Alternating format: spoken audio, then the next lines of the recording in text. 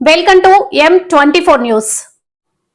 నవంబర్లో మరిన్ని శుభవార్తలుంటాయని ప్రకటించారు మంత్రి లోకేష్. బెంగళూరులో ఉండలేమంటూ కొన్ని సంస్థలు చేస్తున్న ప్రకటనలకు సంబంధించి ఏపీలో వచ్చే నెలలో శుభవార్తలు ఉంటాయన్నారు. ఇతర రాష్ట్రాల్లో డబుల్ ఇంజిన్ సర్కార్ పనిచేస్తుంటే ఏపీలో మాత్రం డబుల్ ఇంజిన్ బుల్లెటిన్ ట్రైన్ వేగంతో దూసుకు వెళ్తుందని అన్నారు. అనేక మంది అధికారులు పనిచేశారు. మా ఐటీ సెక్రటరీ భాస్కర్ గారు కానివ్వండి, గౌరవ ముఖ్యమంత్రి గారి ఆఫీస్లో కార్తిక మిశ్రా కానివ్వండి, వీళ్ళందరూ కలిసికట్టుగా పనిచేసి ఎందుకంటే ఇది బయటకు వస్తే ఇతర రాష్ట్రాలతో కూడా మనం పోటీ పడతాం, వాళ్ళు ఎక్కడ పట్టుకెళ్తారని చాలా అండర్ ద ర్యాప్స్ పెట్టి ఒక కాంక్రిటైజ్ అయ్యే వరకు ఎక్కడ మనం మాట్లాడతాం కూడా జరగలేదు. చాలా జాగ్రత్తగా చేసుకుంటూ వచ్చి నర్చర్ చేసి ఈ ఇన్వెస్ట్మెంట్ని విశాఖపట్నానికి తీసుకొస్తాం జరిగింది. ఆంధ్ర రాష్ట్రం సాధించింది, భారతదేశం సాధించింది. ఇది ఒక మాటలో చెప్పాలని అందరం గర్వపడాల్సిన అవసరం ఉంది. ఈరోజు మీరు ప్రపంచంలో ఎక్కడ చూసినా పేపర్లు ఎక్కడ చూసినా కూడా భారతదేశం గురించి మాట్లాడుతున్నారు. ఈరోజు లార్జెస్ట్ ఇన్వెస్ట్మెంట్ ఇట్లా వచ్చింది, ఎలా వచ్చిందో నాకు చర్చ జరుగుతుంది. మా లక్ష్యం ఒకటే, ఒకే రాష్ట్రం ఒకే రాజధాని అభివృద్ధి వికేంద్రీకరణ.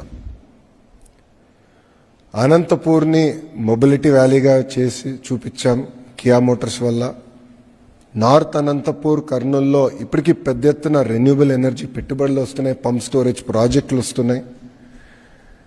ఇంకో పక్కన సిమెంట్ ఫ్యాక్టరీలు కూడా మనం చూస్తే కొన్ని క్లియర్ చేసాం, కొత్త ఫ్యాక్టరీలు 2 వస్తున్నాయి. ఇంకా ఒక 5-6 సిమెంట్ ఫ్యాక్టరీలు తీసుకొస్తాం. చిత్తూరు, కడపకు వచ్చేగల పెద్ద ఎత్తున ఎలక్ట్రానిక్స్ మ్యానుఫ్యాక్చరింగ్ ఎకో సిస్టమ్గా తీర్చిదిద్దుతున్నాం. అనేక పెట్టుబడులు కూడా ఇప్పటికీ వచ్చినాయి. నెల్లూరు జిల్లా మీరు చూస్తే శ్రీ సిటీ గ్రేటర్ ఎకో సిస్టంలో కూడా అనేక పెట్టుబడులు ఈ ప్రభుత్వ అధికారులకు వచ్చిన తీసుకొచ్చాం. ఎల్జీ ఎలక్ట్రానిక్స్ కూడా పెద్ద ఎత్తున పెట్టుబడులు అక్కడ నెల్లూరు జిల్లాలో కూడా పెడతాం జరిగింది.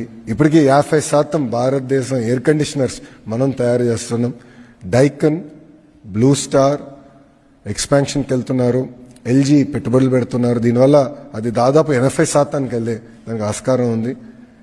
ఇంకో పక్కన మీరు చూస్తే Skyroot, India space X అంటే శాటిలైట్ లాంచ్ చేసే ప్రైవేట్ సంస్థకి 300 ఎకరాలు, ఎకరం 5 లక్షలకి వాళ్ళకి ఇచ్చాం. ఎకరం 5 లక్షలకి ఇచ్చాం. ఎందుకంటే మన దగ్గర ఒక స్పేస్ సిటీ కట్టాలని అది చేశాము. ప్రకాశం జిల్లాలో మీకు తెలుసు రిలయన్స్ ఇండస్ట్రీస్ పెద్ద ఎత్తున కంప్రెస్ బయోగ్యాస్ పెట్టుబడులు తీసుకొస్తున్నాయి. ఇప్పటికీ లీజ్లో వాళ్ళకి భూములు కూడా ఇచ్చాం. ఆ వర్క్ స్టార్ట్ అవుతుంది. కృష్ణా, గుంటూరు వచ్చగల అమరావతి కాకుండా క్వాంటమ్ వ్యాలీ ఇక్కడికి వస్తుంది. జనవరి నుంచి క్వాంటమ్ కంప్యూటర్ అమరావతికి వచ్చి క్వాంటమ్ సంబంధించిన ఎకో సిస్టమ్ మొత్తం ఇక్కడ తీసుకొస్తున్నాం. ఉభయ గోదావరి జిల్లా ఆక్వా ఆల్రెడీ ఉంది, దాన్ని కూడా పెద్ద ఎత్తున ప్రోత్సహిస్తున్నాం. డిఫెన్స్ సంస్థలు కూడా అక్కడ తీసుకొస్తున్నాం. డైవర్సిఫైడ్ ఇండస్ట్రీస్ కూడా అక్కడికి వస్తాం జరుగుతుంది. ఇంకా ఉత్తరాంధ్రకు వచ్చేగల చాలా పెట్టుబడులు వచ్చినాయి. Arcelor Mittal, India's largest steel plant. Google, India's largest data centre eco system అక్కడ బిల్డ్ చేస్తున్నాం.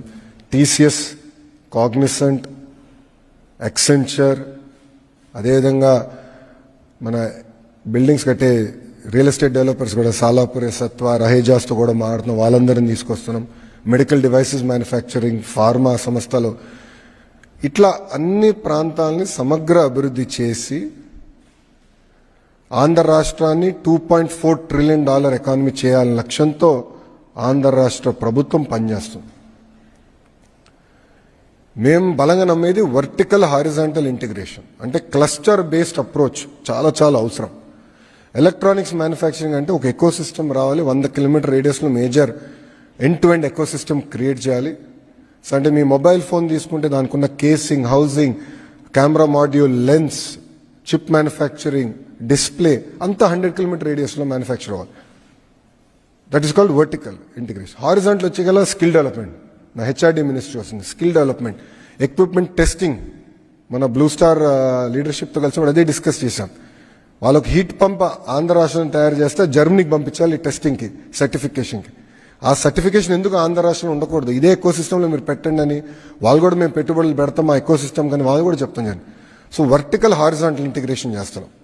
సో అందుకే కంప్రెస్డ్ బయోగ్యాస్ అంతా ఒక జోన్లో, ఎలక్ట్రానిక్స్ మ్యానుఫ్యాక్చరింగ్ ఒక జోన్లో, సిమెంట్ మ్యానుఫ్యాక్చరింగ్ ఒక జోన్లో, ఆటోమోటివ్ ఒక జోన్, డ్రోన్ సిటీ కర్నూలు, అట్లా ఒక జోన్లో క్లస్టర్ బేస్డ్ అప్రోచ్ అనేది ఆంధ్ర రాష్ట్ర ప్రభుత్వం తీసుకుని 2047కి $2.4 ట్రిలియన్ ఎకానమీగా ఆంధ్ర రాష్ట్రాన్ని తీర్చిదిద్దడానికి కూటమి ప్రభుత్వం మన ప్రజాప్రభుత్వం అడుగులేస్తాం జరుగుతుంది. ఇంకా విశాఖపట్నానికి వచ్చేగల మా లక్ష్యం ఒకటే, గ్రేటర్ విశాఖపట్నం ఎకనామిక్ కారిడార్ని $1 ట్రిలియన్ ఎకానమీ చేయాలి. 1 ట్రిలియన్, 2.4 ట్రిలియన్లో 1 ట్రిలియన్ అక్కడ ఎకనామిక్ యాక్టివిటీ చేయాలని, హైదరాబాద్కి 30 సంవత్సరాలు ఏదైతే పట్టిందో అది 10 సంవత్సరాలు విశాఖపట్నం చేసి చూపించే లక్ష్యంతో ప్రజాప్రభుత్వం పనిచేస్తుంది.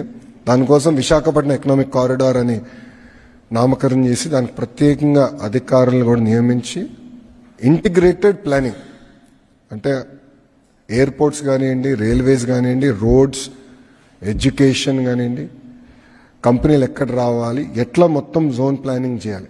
ఎట్లయితే గతంలో చంద్రబాబు నాయుడు గారిని హైదరాబాద్ని ఎట్లయితే ప్లాన్ చేశారో ఆ అప్రోచ్ తీసుకుని best in class, world class planning చేయాలి.